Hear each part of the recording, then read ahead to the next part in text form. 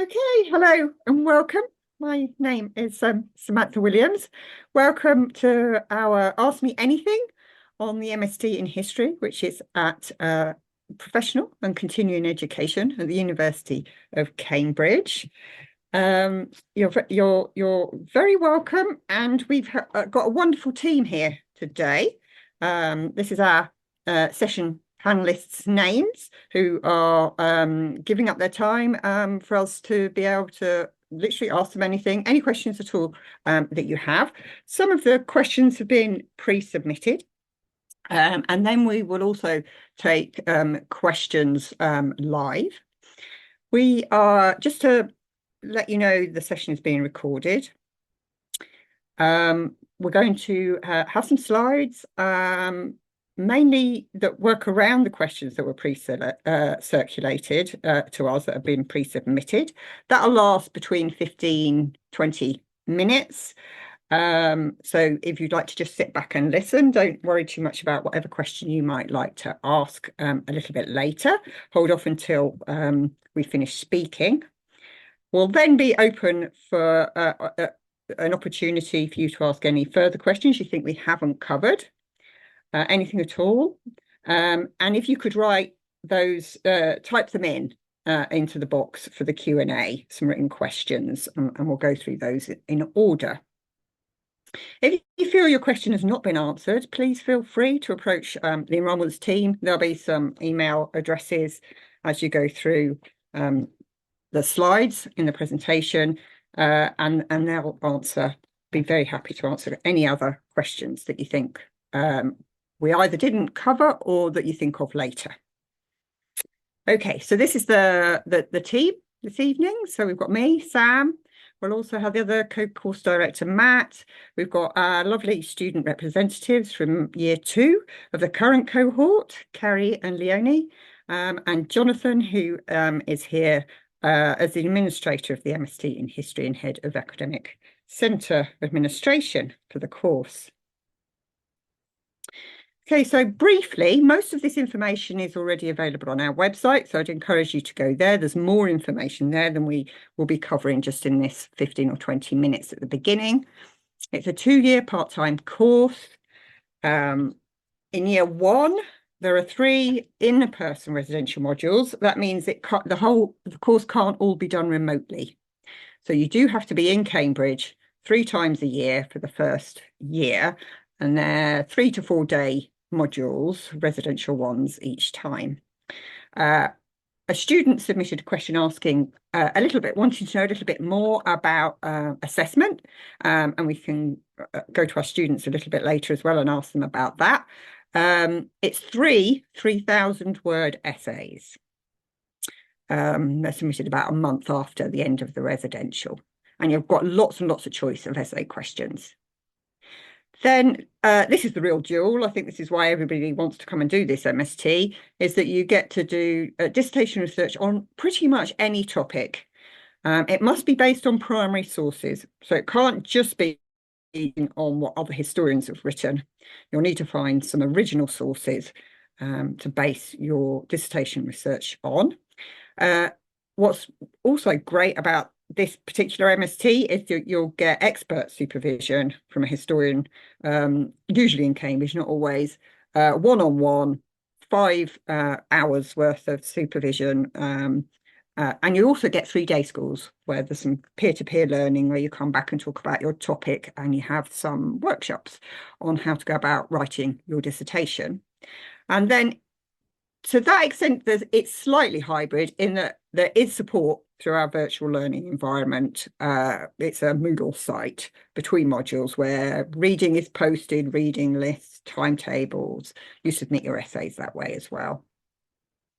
We'll have a little bit more on this in 5 or so minutes with Jonathan about our partner colleges. So there are 3 colleges that we partner with, and then you'll be a member of the university, and our students can talk about what that means to them. And they're the 3 colleges you can choose from: Lucy, Selwyn and Wolfson. Now, a typical cohort, I'll ask the students what they think about this too in their particular group a little bit later. But I think I would just say there is no typical cohort, actually. It used to be that people tended to be slightly older or retired, and now we're getting a lot of young people coming through as well. So people in their 20s, post their first degree. Some people are working full time, some people are working part time, some people are retired. So that from all over the world. So there's an enormous mixture, and I would say there is no typical cohort. I think somebody also put a question in asking about maybe typical size. We've had as few as about 9 and as many as 30. So I think we've got about 22 or 23 in the current year 2 and 19 in the current year 1. Somebody also asked whether this MST could help become a stepping stone if people want to do PhDs. And yes, absolutely. There's a certain mark that's usually required. And if you make that mark and you've got a really good research proposal for a PhD and you can secure someone who wants to supervise you, then absolutely it's a stepping stone to a Cambridge PhD or to a PhD somewhere else as well. Okay, so one of the pre-submitted questions was, could I please see a syllabus? So this is roughly what the current year 1s are doing this year. It changes each year, so we can't, this is indicative content only. We can't swear it'll be exactly the same. That's partly around faculty members who are available. We partly try and help the programme reflect the kinds of topics that our students are coming to do. But this gives you some idea. So the first module, which is slightly longer because you're settling into Cambridge, so we have an extra day's worth of topics for module 1. It gives you some flavour there. So you have an introduction to the course and some a lecture on Cambridge colleges. Then you have usually 10 or 11 topics, so either history topics or skills workshops, either to do with research, accessing material, or essay writing. And this one's approaches to history. So you can see here how these are all particular approaches to undertaking history. Then in the second module, usually in February, you can see here this is across 3 days. These are sort of getting you to think about primary sources, different methods historians use, different research skills. And this is a flavour of the module that will be running next month for the current year 1. And again, another workshop for essay writing and another one on skills with the head librarian. And then the third one, which can be slightly more challenging, which is why we do it last, is on theory and concepts. And then so historiography is how historians have gone about writing particular histories. So it's to get you to think about those 3 and how you might use some of those things to underpin your dissertation research the next year. And this is what we're hoping to do in May of this year. So again, to give you some idea of the kind of content that we cover. Okay, so I think I'm just checking I've answered all your questions so far. Yes, I have, I think. Yeah. Oh, somebody did ask, what is the benefit of this course over a master's in a particular history topic? I think if you go back and look at these 3, it's just much broader. So we try people who've had a gap from history or they didn't do history for their first degree. It's to introduce them to, so in a way you get to have a go at every kind of topic rather than only focusing on one topic for the whole of, say if you did early modern British history, you would, all your lessons would be on that. Whereas we try and give you an introduction to all aspects that we think could be relevant to you. So that's another thing that we hope this MST offers. And then in terms of the application, you need to upload a CV, a writing sample, and I think the writing sample has to be the equivalent of a final year undergraduate paper or higher if you've got something higher than that, 10 to 20 pages. So it can be 1 paper or 2 or 3 papers or half a dissertation. Something like that. If you don't have a writing sample, particularly if it's not in history or a related discipline, We do have some essay questions on the website, and we can provide a reading list so that you can write a piece of history to submit.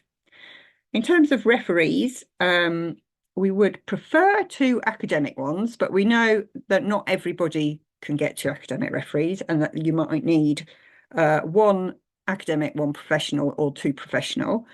The reason we would rather have academic, if you can get them, is because they can comment on your ability to undertake an academic course. So if you're going to get professional references, they need to be able to reflect on your ability to undertake the course rather than how well you do your job, for instance. That's what we're looking for in those references. Supervisors. Now, we always appoint an expert supervisor, and we need an expert supervisor attached to the project before we can accept your application. You can go and look for a supervisor yourself if you would like to. We've had a question about that, and the history faculty website is excellent for this. And although it's massive, you can filter the results by the kind of place or period that you're interested in, and then you'll see there might be, I don't know, 6 or 8 supervisors that might come up under any given way that you search. So you could do that. We do approach supervisors outside the history faculty. There are lots of departments or centres that also have people who do history in them, so we can look outside in that way as well. But we are more than happy to find supervisors for you who want to take your research, your application forward. So don't feel that's something that you have to do. We will do that. And then we've got the application deadline date there, and when the interviews will be, which are from mid-April, and they last about 25 minutes. And we mainly just talk about the research that you want to undertake.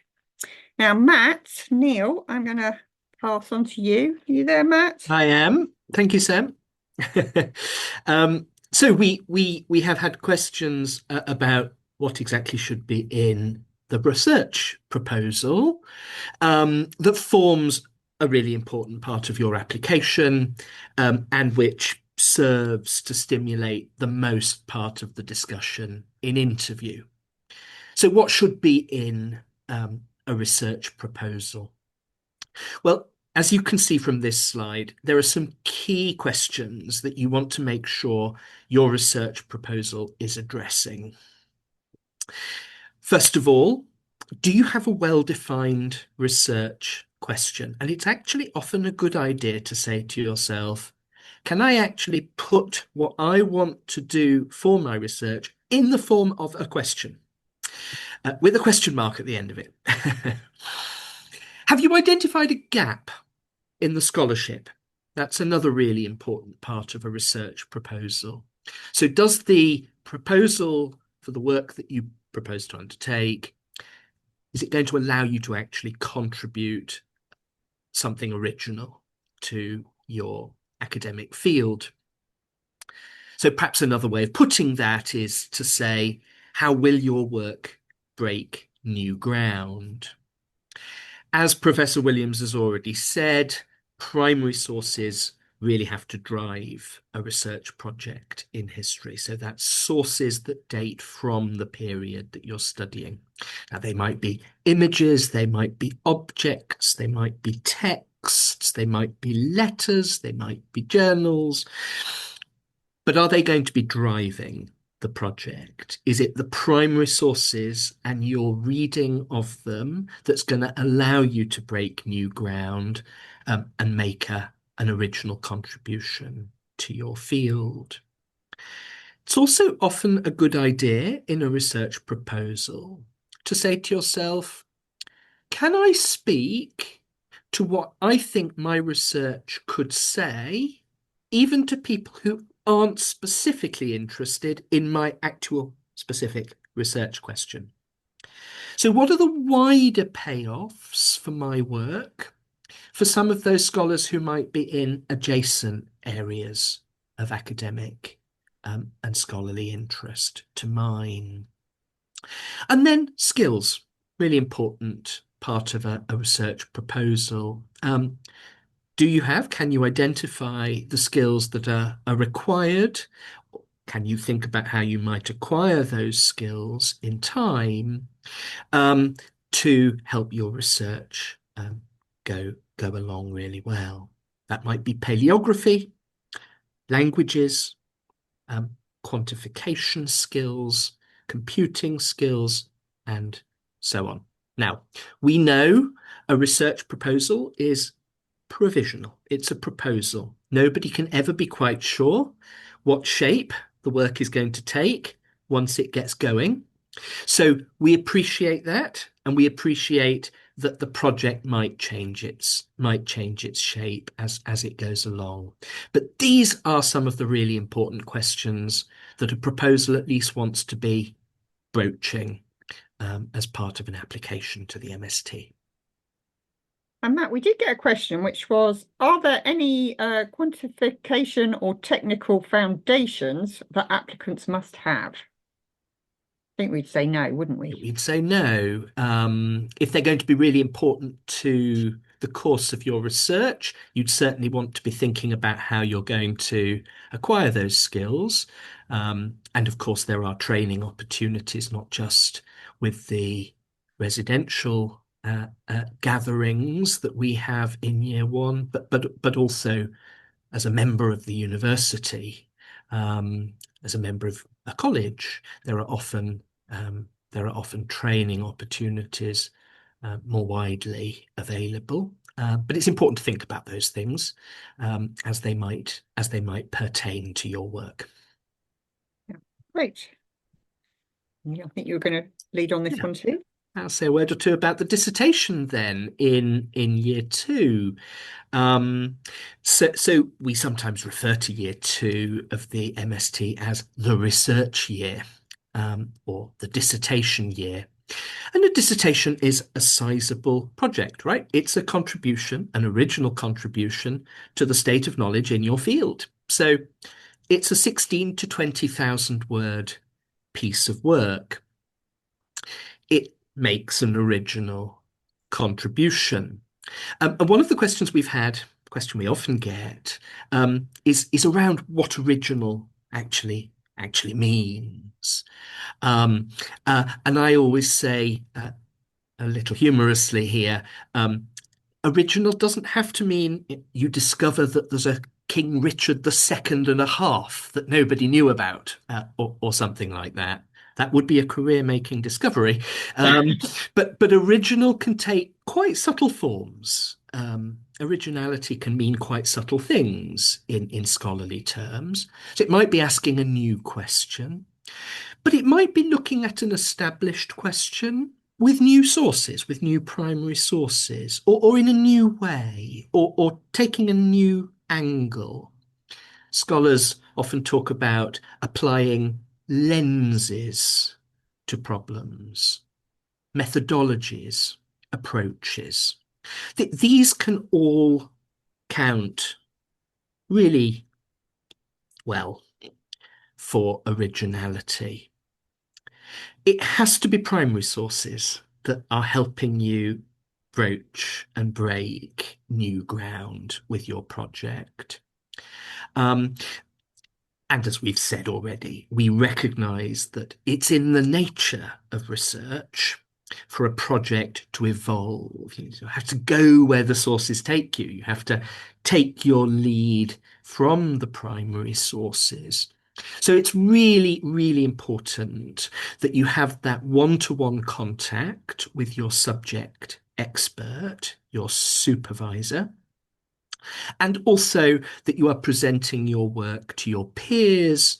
It's presentation of work in progress at the 3 day schools that happen in year two. So there are 3 residentials in year one and 3 day schools in year two. And it's peer-to-peer support that you're giving each other at the day schools in year two. So you can see the course is a really nice combination. We sometimes get asked about this. It's a really nice combination of specialist and peer-to-peer feedback as your project evolves. Great, thanks, Matt. Okay, so we've got some questions for our student reps. Um, Leonie, I was going to ask, somebody asked, what is it like being a busy working professional on the course? If you would like to answer that one. Yeah, thank you very much, Sam. Yeah, good question. So I think it's definitely doable. However, you must be very good in time management. That is, I think, key. Be honest with your own time, how much time is available. However, the course is also designed with um, in mind that people are working and it's a part-time degree. So there are lots of resources available, online resources as well. Yeah, and it's also great to exchange with other students who basically also face the same challenges. Um, yeah. Great. Carrie, do you Thank want you. to add anything? Yeah, I think we've consulted with the cohort as well, and um, for we have a wide range, as you said, Sam. We have a wide range in our cohort between retired, those who are part-time, those who are full-time, those who um, are recently out of undergrad, and those of us who have been out of undergrad for quite some time. And so the the overall consensus was the time commitment in year one is very cyclical, and it's based on how you're going to tackle the reading for the modules and how you're going to write that essay. It's 3,000 words. You know, you get more information at the modules for how to prepare for that. But there's a lot of reading, and people just need to know, fit it in. Some of us use different software to support online reading and using, an e-reader kind of approach, and some print them out. And I mean, there's a wide range of how people tackle that. But do know there's a lot of reading. You can fit it in around, taking your kids to practice or waiting for a meeting or whatever. But and then in year two, the consensus is largely that your research will take up as much time as you allow it to. And for those of us who aren't working, it becomes all consuming. And for those who are working, it's again something that you're able to fit in around your life. This doesn't take over your life. So I think that's the answer based upon, how your life is constructed currently. Thanks. And Carrie, could we ask what you think, and Leonie, the two of you find, and the cohort, Cambridge has to offer, and how do you make the most of it? Yeah, so I'm really passionate about the this notion of being a full member of the Cambridge community, and I try to spend as much time in Cambridge as I can. You can tell by my accent, I'm not from there. So I'm coming to you from the middle of the United States. But when I come into town, I try to be there for as much time as I am able to allow. And that means that I'm able to take advantage um, of concerts and lectures and the American history. Cambridge American History Group has a seminar every Monday afternoon, and I go to those because we're members of the community and we're able to go to the lectures that we choose to go to or the seminars we choose to go to. Others are part of the quantitative seminar, and others, there's no shortage of ways to just expand your knowledge. Uh, One of the women in our cohort is part of the Amateur Drama Association here, the ADC, and we're all going to her production next week. Or yeah, is it next week? I think it's next week of of the Comedy of Errors. And so she's really, she dove in pretty fully. Leonie reminded me that Wolfson has an interdisciplinary research organization, and we've got folks who are on the board of that and folks who present at that. Selwyn has a really strong history association as well.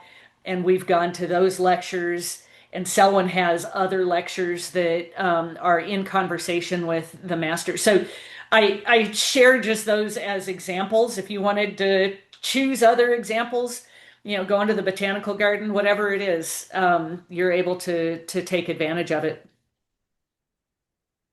Lainey, did you want to add anything? What was that? Yeah, I think Carrie has summed it up. It's such a great member of the university, and of course, being members of our wonderful colleges, which, as Carrie already said, offer also so many opportunities. Yeah. Thanks. So I thought we'd move on now, and I think Jonathan is going to briefly talk about the colleges. Thank you, Sam. So, as has been mentioned previously, we work with 3 partner colleges: Lucy Cavendish, Selwyn, and Wolfson. All students on our Master of Studies courses become a member of a Cambridge college. If you're not sure which one of these 3 to choose, a good place to start is by having a looking at the college's own website, and you should be able to get a sense of what it is they offer, the history of the college. Could be the architecture, the ethos they have, the location. In short, there are many factors that you might want to consider. Have a look also at the college membership section of our MST in History web pages, and you can find links there and more information. Now, when you apply, you can, if you wish, state a preference for 1 or 2 of these colleges, or you can just leave it for us as an open application and we'll allocate you. We will do our very best to match your preferences to the college that you've chosen, but we do need to try and make sure we have a balance across the cohort, so it's not always possible. Now, generally speaking, you can't select any of the other 28 colleges at Cambridge. So these are the partner colleges we specifically work with. The only exception would be if you have what's called a pre-existing affiliation, and that would typically mean that you're already a member there. If that's the case, you would need to approach your college and ask if they would be willing to accept you onto the course. Now, we have had a couple of questions about accommodation, and particularly a question about whether it's possible to stay in your college. That does vary from college to college. You'll generally be attending the residential teaching in term time. Now, some colleges might have bedrooms available, others won't. So what I would say is, once you've been accepted as a member of a college, get in touch with them and see what they can offer. What I would say is there's no obligation to stay in college, no requirement. And I'd say probably a good number of our students actually make their own arrangements, stay in guest houses, hotels, Airbnb nowadays. So don't feel there's any obligation to stay in college. Being a member of a college, as Leonie and Carrie said, gives you a wide range of resources, events, facilities, and we very much encourage you to try and make use of those, particularly if you are local to Cambridge, or, when, as Carrie said, if you're visiting Cambridge. You could even, for example, consider signing up for a sports team or joining a society. So that's everything about colleges. And then if we could just move on very briefly to the course fees. Thank you, Sam. So you can see the course fees on the screen there, the home fees, the overseas fees, and then the per year fee. I must stress at this point, we don't unfortunately have any bursaries or scholarships available for this particular MST. So if you apply, you would be expected to make your own arrangements for funding, either paying yourself or through an employer. When you're made a formal offer from our admissions team, they will stipulate whether you qualify for home or overseas status. If you're in disagreement with that classification, then if you get in touch with our admissions team, they would be able to help you. But obviously that would only come if you're made a formal offer. A few people have been asking, how does it work in terms of the payments? Well, typically we would spread those into 4 equal payments across the academic year. There is some flexibility in that. Some people are asked to pay in a larger number of installments. Some people prefer to pay it all in one go. You would be required to make one payment before the course has started so that you can be finally formally confirmed onto the course. And the fees are due per year. So you would have to have paid all of your year one fees in order to be able to progress to year two. And there's a link there if you want to have a look at what external funding might be available. So that's everything about the course fees. I think we would now like to open this up to any questions that you might have. So please feel free to type your questions into the Q&A function, and we'll do our very best to answer them.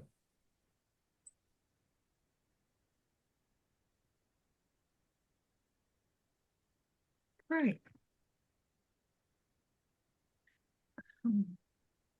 Oh, okay. So this is for Leonie and Kerry.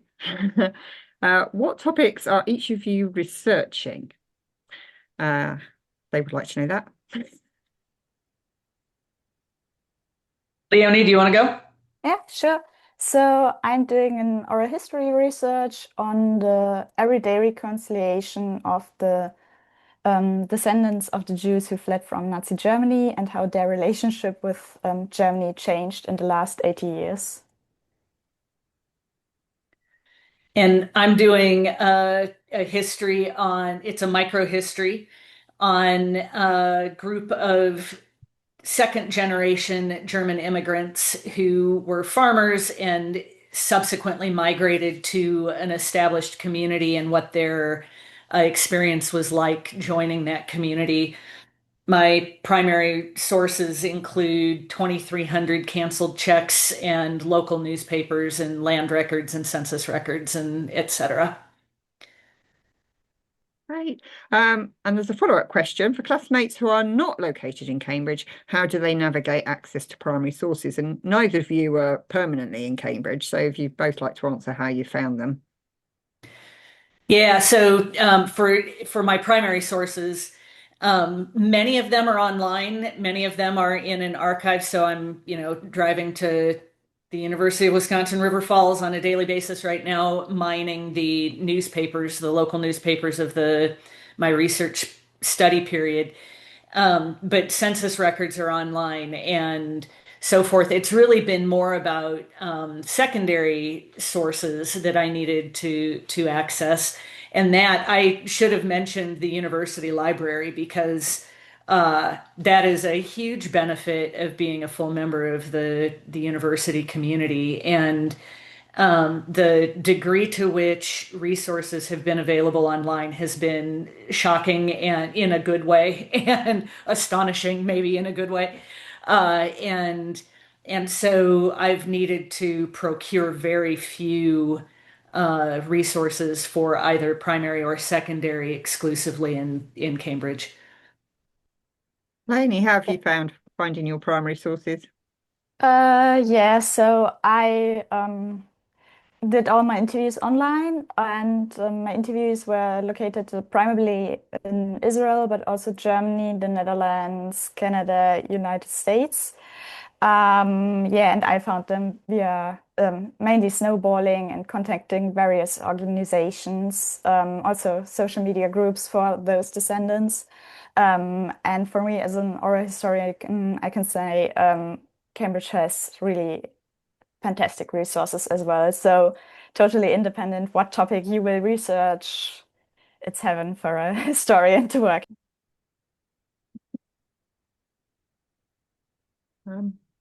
Matt, did you want to take one? Yeah. Thanks for the questions that are coming in. I've noted in particular a question about supervisors. Do you need to specify the name of your supervisor in your application? So this is a question about the application stage. The application doesn't specifically ask for this. Others might want to speak to this as well, but I think my first thought about this is no, you don't need to specify the name of an expert supervisor for your project. We do ourselves find expert supervisors for projects that we want to make an offer to. But of course, if you have identified somebody who you think might be a really good fit for your project, there's absolutely nothing stopping you saying so. And indeed, that might be something that could come up in discussion at interview if you were to be invited to the interview stage. Carrie, Leonie, I don't know whether you have any direct experience of this. Carrie, you've come off mute. Would you like to speak to this? Yeah. So as you may recall, I applied with a completely different topic for the 23 to 25 cohort, and we weren't able to find a supervisor, and which was probably for the best because I ended up with health problems. And then I came back and I had discovered this whole new treasure trove of artifacts that I really wanted to dive into. So I was a little gun shy, having not been admitted previously due to lack of supervisor, and also knowing that Americanists are in short supply. Um, and so I did reach out to several, some of whom were really gracious with their time and response, some of whom were very apologetic. Gary Gersel was retiring, but Bobby Lee said yes. And I don't know if he said yes at the same time that you guys had contacted him to approach him or not, but I felt better having also done whatever I could that was in my own control to support my destiny. But I also had confidence that you would be able to represent my research capability effectively. So that's, do you have to? No. Did I feel better doing it the second time? Yes. My first topic, by the way, was incredibly esoteric. So it is not a reflection on Cambridge that you couldn't handle the rise of self-service technology in higher education between 1980 and 2012.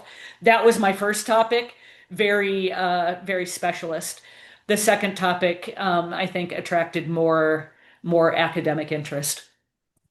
Thank you for that, Terry. That's wonderful. Sam and Matt, I'm going to maybe invite you. We're getting a few questions now about the admissions process. So who's actually going to be looking at the applications, a sense of, in a typical year, how many applications we might receive, and a question about, how many people might actually then kind of get an offer. So perhaps you'd like to talk to that.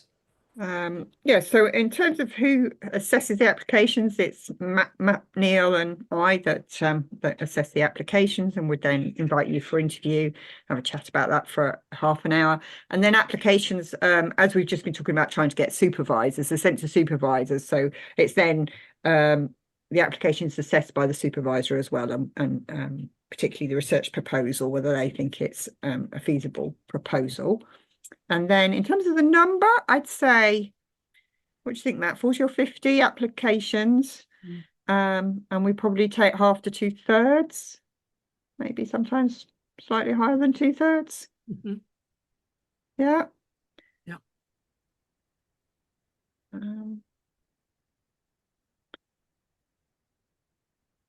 Okay, so have we, what else have we got?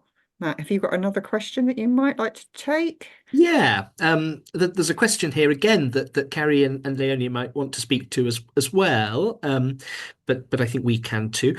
To what extent can you focus on a given historical period in the work that you do in the first year? Of course, the whole point of the second year is that you're focusing on a specific historical period. It's the research year, it's the dissertation year, year two.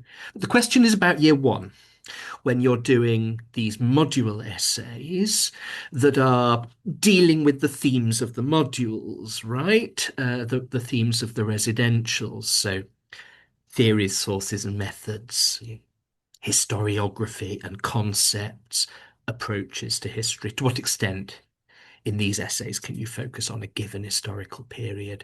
And is there an expectation to vary the period as you go from essay to essay?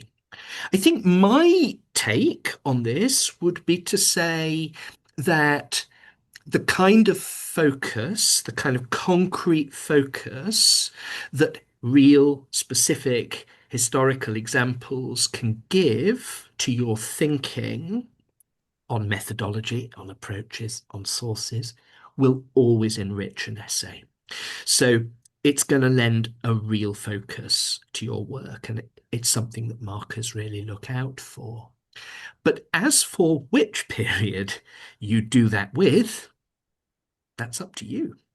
And you can vary that between modules, and you can reiterate that between modules. Of course, you can't say the same thing twice in two different essays, but you can draw on a period that you have a particular knowledge of or interest in. Leonie, I don't know whether you'd like to speak to this from some experience. Yeah, I mean, the great thing with the essay questions is that they are really broad and you can cover very diverse topics. Even people who pick the same question have taken totally different approaches or totally different time periods. So my personal essays, I think the first was about Hamburg in the 19th century. The second was about the Crusaders in Lebanon. And the third one was about the archives of slavery in Louisiana. But I used a transnational lens in most of these essays. So that was, with me, the red thread. And this transnational lens now also finds its way into my dissertation.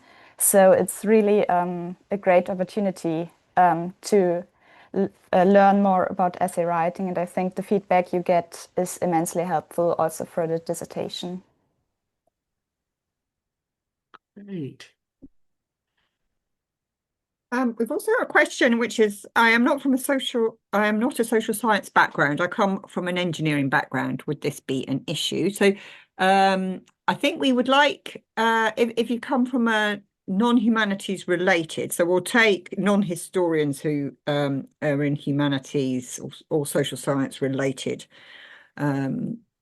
with that kind of a background for a first degree. If it's a science or something like engineering, we'd be, there is a non-standard route, so there definitely is a route to getting onto the MST with that background, but we'd be looking for a very strong research proposal. And if you were taking any other, say, history short courses or some other way of showing engagement with history, that can also be a useful way if you come from that kind of a background. Do you have anything to add to that, Matt? No, that sounds right to me. Yeah. And of course, our modules in first year do involve training.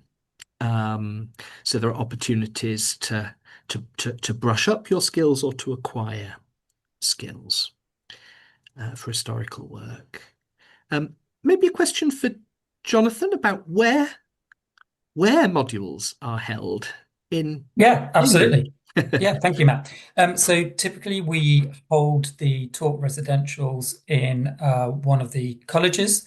That varies depending on the year and depending on teaching space available. But actually, I was going to ask Carrie and Leonie if you wanted to just say a little bit about your experience of being at a residential and being on, in a college where that's taking place.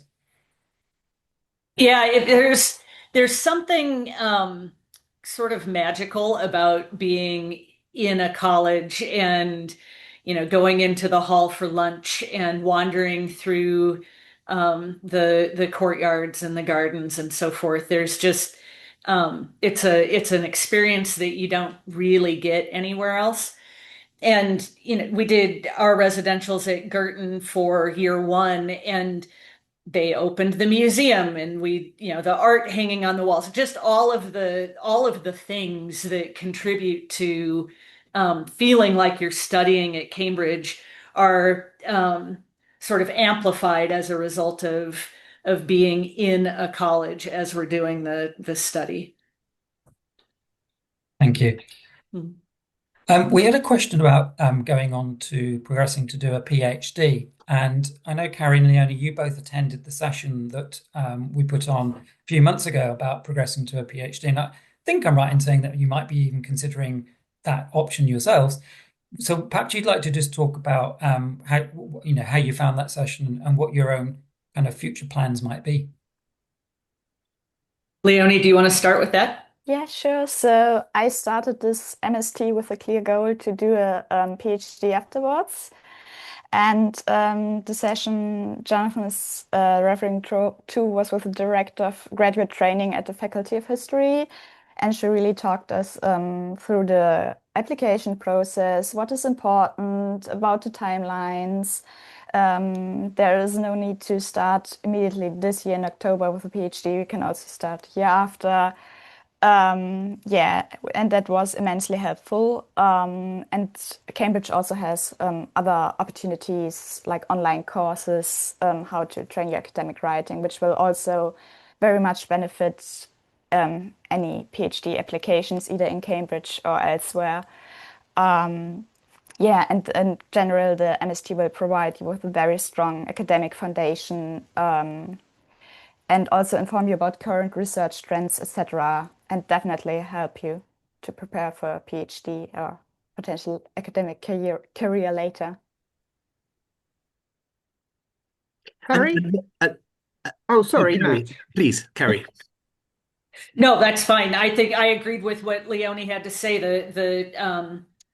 The seminar was outstanding, Matt. We got so many compliments afterwards for the content and the personnel that you were able to bring to the table. And the fact that she had done sort of PhD focused administration in both the United States and at Cambridge was really good for our cohort because we've got folks who may want to pursue a PhD in the States versus at Cambridge. It was about half and half, and it was spectacular.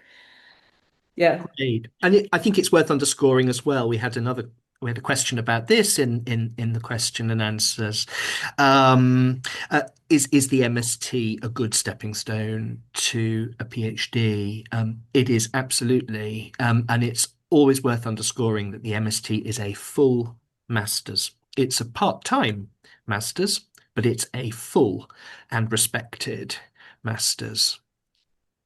And MST just means part-time. So, yeah. Here's a good one. We've got, what is the latest period you could consider a history topic? Would it be the Second World War, the Cold War, Thatcher's Britain? I think it could be almost to the present day. You'd have to make sure it was history and not politics or sociology. And that's partly the sort of theoretical underpinnings that you might be using and the kinds of approaches. But sources would be really similar. We've had someone recently work on, was it on Iraq in the 90s or something? Or was it even a bit later? Yeah. So all of these sorts of topics. Yeah, I don't think we'd rule anything out as being too modern, would we, Matt? And it can be a really interesting thing to think about in year one, not to mention in the dissertation in year two. What are the particular challenges, pros and cons, of doing contemporary history as a historian? That can be a really fruitful area of thinking and discussion. And we have another question, which is, does it have to be the piece of work that's submitted? Does it have to be a marked piece of work? And no, it doesn't have to be marked. Hence why we set some essay questions so that people can just submit a piece of historical writing. So no, they don't need to be marked. And then we have one more on, does the MSc get a graded pass? I think we have pass and distinction, don't we, Matt? Mm-hmm. You can get a mark that will count as a merit, but that doesn't go on your transcript.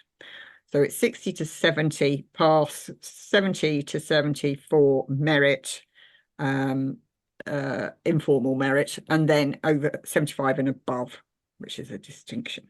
Mm. Yeah.